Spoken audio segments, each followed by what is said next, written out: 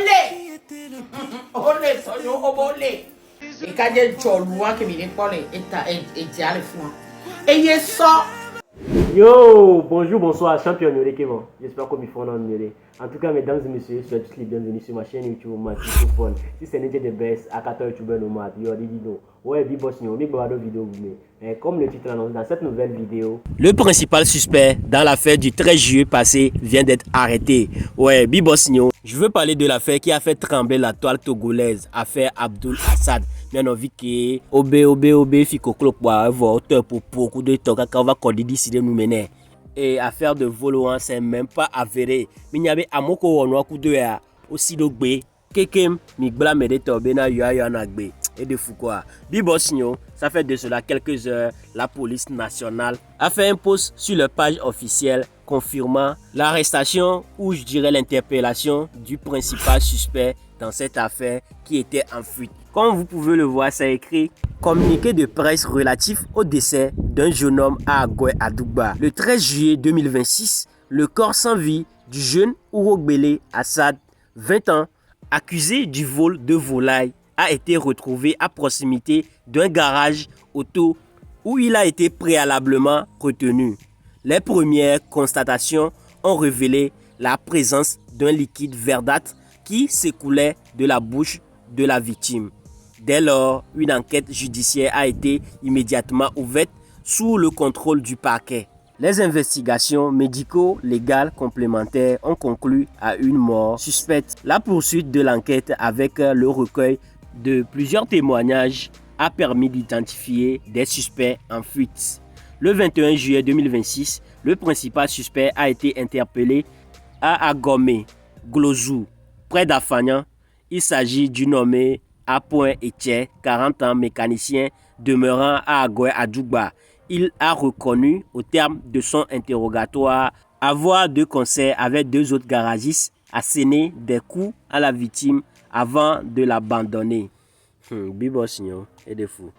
Mais la police nationale nous informe encore que les enquêtes se poursuivent en vue de l'interpellation des suspects en fuite.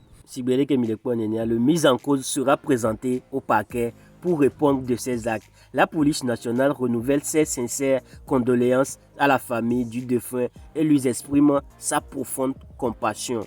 Elle appelle à la population à faire preuve de retenue, de responsabilité et de civisme en toutes circonstances en évitant de se rendre justice. Elle l'invite à continuer de collaborer avec elle dans sa mission quotidienne de sécurisation des personnes et de leurs biens. Les numéros verts des services de sécurité sont les suivants: 1244 pour la police nationale, le 172 pour la gendarmerie nationale et 1014 du ministère de la sécurité. Ayant le Bibos Nyo, contactez ces numéros au cas où situation d'insécurité bende les Djokware. Ça doit intervenir le plus tôt possible. En tout cas, Bibos Nyo, baba, na me inugbe abe pomeo, mi bado baba de non. Et il y avait fait le volet du Jolenti Fafame. Bientôt, il y avait que Jolé, bien envie à dire, a suscité beaucoup de polémiques. Internet au Dogo Bogbode. Il y a le suspect principal des cas, monsieur Apoin Etier. Bientôt, bientôt, Maté Bon Dadeo. En tout cas, si vous êtes précis, elle est sortie pour se prononcer. Bibos Nyo, il y a pompo subo. Madame, si vous suivez Internet, vous avez enjoyment, vous avez propos, et madame, vous avez hésité. Mesdames, vous avez avis ou des commentaires, mais partagez vidéo. Vous pouvez vidéo à cadeau Bibos Nyo, pour liker, on a un gros pouce bleu à liker vidéo, on a un s'abonner sans oublier d'activer la cloche de notification pour ne rien rater de nos prochaines vidéos. Sans plus tarder, bon visionnage. Actu du jour. Olé! Olé, sonho, olé. Ngana mangu. Nke to vitale. Olé. Ngana. Obenari. Tu vas aller dans ce game. Obenari. Elle signe les doigts à la vachame. Kaka, funda, et dobe les doigts et du corps à la bacha. Ben les fous, les deux, mais qu'elle est à l'école. Et quand j'ai Jolua qui me parle, et diable fou. Et il sort, et à mi béblé, et vous mi béblé, ça n'a déjà des nous. A fini avec le petit. Pour lui, il y a Tinagbe. Ya sauvé, be potent, son, be poudou. Vra. Ye sans savoir, benari. Ya be povitoa. Pe koni. Yo jeje, yo hange, yo be vatier. O treva lege. Eye mi le pon yo sok pen so. Kadi. O kadi leke. Hein? À la fin, on va se béder. Dian to chamou fiko kulo. On va dire fiko kulo. Ne ke ba fi chande. Kokulo anu vous béni. Peut-être à douiller bébé. Bébé y va oui ba doué. Même ne la ba c'est la so noire. Et mi fiti miato goto mi fiti. C'est de bada. Et ye tie yeho encore le diva Togo ba nimbanzio parce que nous kenzo. Togo ni éduqué, tchoti kudo musulman avec bedodora pia et sous bon le monde ami. Et miao chan pratiquer so miao yiwu. Mais on l'a quoi mais les samu et so 5000 so le dado elle a ou trop mais elle a jo la simi elle a zonfo ba la jo la simi. Avec church comme a so 2000 soja. Et viento ma pondu la homo. Voyez ho encore le divan. Nyawe le dapa ma ho e bia mi le gbeti. Mi le gbeti ne mi fo le yeho abe nu se kata ni mi fo e ke mi akpo dagua ndena mi o. Même nem le chawa yo ho le honami. Yo nyawe be ça ne va pas. Ye mi dapa yo mi le fie e bia. Nya hare me to mi son ku me so mi so bia me ku me titiani ngba nyawe tutu mi dondo mi. So a disant me adole ou milo, mi le pon le doula e doam. Ke bele ni anke o mi male no visi o alo asila si me nyon to patake adoli wo no vi o va finu be adua o so donc ani ni ari donc c'est be amega me gonto ne mi jo fu wa Antoine ko da ona mi o entre nous ya mi le finu ne mi ano no mi le u mi ano no zereka eyo ngbo na be na mle pu ni na mere java finu no be so pacha. Allo et tout, ye be da o loupé. Allo en John, yo te cité. Non la me wane no calme, wa pa ko e bagbe. Ne ba do se be vivi na ma. Mbe e du plora mingba pro e prison. Mine ami a chamba nu ba, e be parents wa be gege. Ne parents cha wa do se pa be vivi na ma. Nene agbe amenene. Nku adu mi c'est comme mbenade mingba pleito elle se Côte d'Ivoire ni so de cadre avec Jean livreur de cadre avec Jean livreur oh oui ça be mon so voiture no rapidos o so cari mi nyama ko de fere o prisonnier o patato.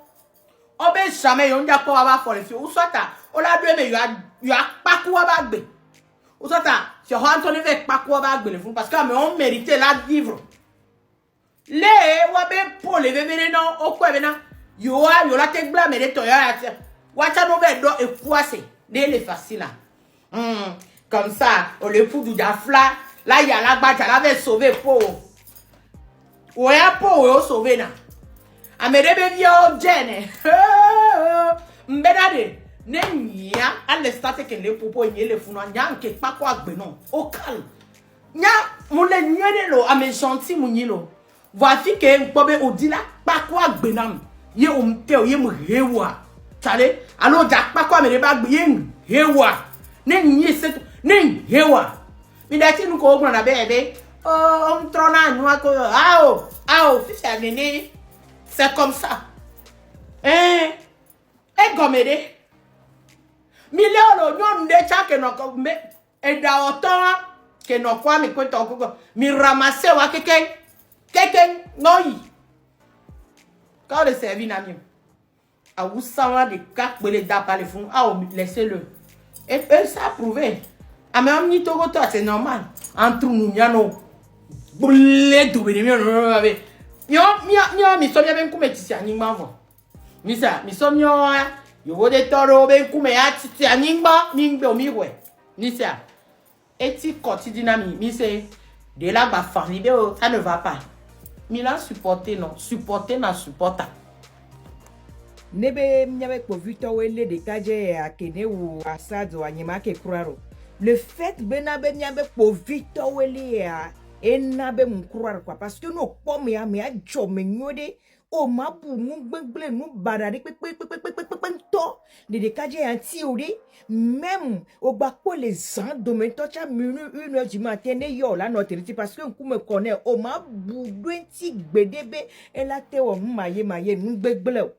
Ya, si c'est que mi jo wevoa, o jo si, c'est aussi le yo.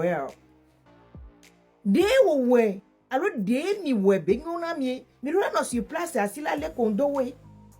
Ya, frère Oseta mentolo, et ya fi fiora so va dans gbero gakpa me. O wa mi wa gbeto, alors wo yo le wo to we ma gbotugba. O wa gbeto, ko kulo ti agbe. Chama benare dasi c'est komish. Vous kanye wayo. Agbe to ya joku. Kokulo ya ti agbe. Contradictoire nyawa mento. Dagbele menamia. Comme c'est ce que les meu. Bo vito bubuto mi bielo. E do la de moi me no me do la ko. No ke benio. No ke le fondement na Assad beku. Ora gremiasi. Si nous quand on va très kankoyin mi setamento ya e no enye mi wona san ka mo nyawa do adakpe akpe mvora lo mene ode e kokulo ntocha egbo o le da wiya nya par exemple on a nous dit na mjona le funa pia o wi voa ke ngbe mvana vo mi to di mi wa gbeto mi setame piade ke mi wiya mi nya gbede o la ba ti gakpa mi ya ke mi wiya de mi kado di mana o la pom nyabe c'est que o la le mi wa ke mi wa merebe via mi na no libre de ngon boy dro mi be mi ado e nu ke dro mi be mi adu mi setame to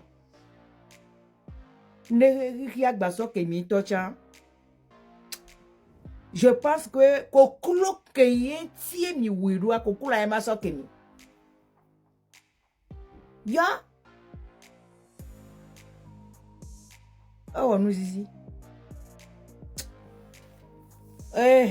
on le dit jamani bati kere pepe pona o etros réflexe on a diarrhée souvent et tabuna o sincere et pour me puna o le dit collagène et ne rajeuni na mi nde pepe que o besoin so jamani do e kamena et mise en contact non no balelis di gbogbore nous so mi vane mi azondo quand flani non ye mate de non re ne ma gbade o tocha peut-être américain ma de le wa domé non le liste dit mu de kukuna mi anu so tingo mi gba no de sia kongbola et si ke mi de kongbe mi nya bana ba mi abe viwo mi de kongbe ya ma dodio le sion mi so le gbe mi so le kongbe non nous dona funa nyono nous se dona funa nyono yetia et si a mi releva na mi piade mi azodo nous quand très quand coigni ça prestige ouais bibos nyo mi anto mi salaya nyawa c'est na dashi shu ça prestige bala ya ta prestige mi do la senyanto gome nkejo chuejo parce que ame abeli kedeke parce que wa okay wonwa nyaka gome o se kaka ovalo do afoku et bien ovi Assad en tout cas bibos nyo ala yewa mais ça mi po vidéo karo fia ma de kuna be mi ngbezité mais da be avis des commentaires mais dès que mi po do et le vvd y encourage très bientôt à me porter au chan à me vekebe le globe yo à me ve à me ve porter au chan voici la kao quoi. parce que me les bien quoi. En tout cas Bibos ni au pas vidéo qualifié m'a bloqué on pas liker wa me découvrir nango pour se liker vidéo les gens là s'abonner sans oublier d'activer la cloche de notification pour ne rien rater de nos prochaines vidéos. On a activé cloche de notification comme ça chaque fois les bonnes vidéos quoi YouTube la notifié mais au cas YouTube qu'on notification bâti club YouTube dit on va taper ma clicophone pour la première vidéo chaque jour la vidéo de gena Bibos ni ma pour post bon mais la belle que ezan de ma vle no première tale ba no ja minam la boss soumet a ciao bis pata tu is bye bye a kaka